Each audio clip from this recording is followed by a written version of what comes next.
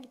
Merci Ombline pour la présentation de ce nouveau schéma départemental en direction des personnes en situation de handicap qui fait la démarche d'écouter et de travailler avec l'ensemble des parties prenantes et qui se confronte aux enjeux auxquels nous faisons face. Donc tu les as rappelés, l'enjeu sanitaire et social, l'enjeu environnemental, l'enjeu démocratique. Et on mesure à la lecture de ce rapport combien les efforts entrepris pour consulter les acteurs et les actrices sont payants. La situation actuelle est en effet très compliquée, mais parfois en contradiction l'idéal d'une société qui se voudrait pleinement inclusive et la réalité est parfois difficile pour les personnes en situation de handicap ainsi que leurs proches qui manquent souvent des services de base auxquels ils sont pourtant en droit d'attendre. Dans le sport, nous ne manquerons pas de continuer à nous inspirer de ces fils conducteurs que tu dresses, Ombline, dans ce schéma, pour nous diriger vers une société toujours plus inclusive qui vise à émanciper les personnes en situation de handicap.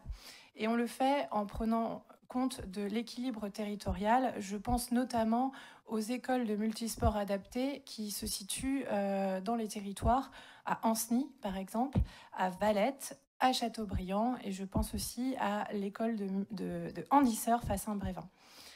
Alors pourquoi cette attention au handisport au sein de ma délégation ?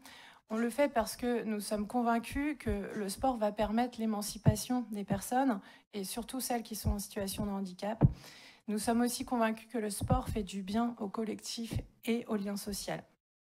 Je prenais la parole aussi pour vous inviter à aller observer ce qui se passe dans le handisport, qui est parfois en avance sur l'ensemble de notre société. J'avais envie de vous parler des équipes parasportives en Loire-Atlantique et notamment l'association de volley assis ou au SHBC et sa section de basket fauteuil à Saint-Herblain.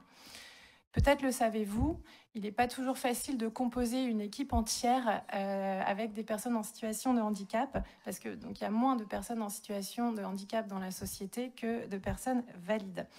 En conséquence, à y regarder de près, ce qui peut apparaître comme une faiblesse fait finalement la force de ces équipes, parce que qu'est-ce qu'on y trouve ?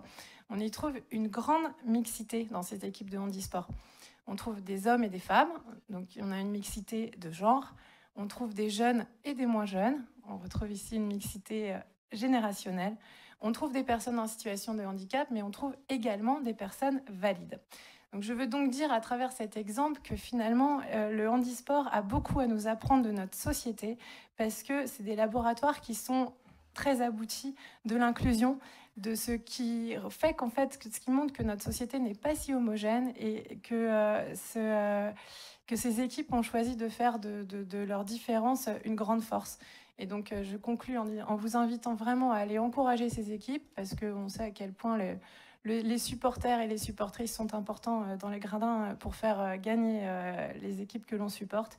Et il faut aussi y aller parce que c'est de très belles performances ainsi qu'un très beau spectacle sportif. Je vous remercie.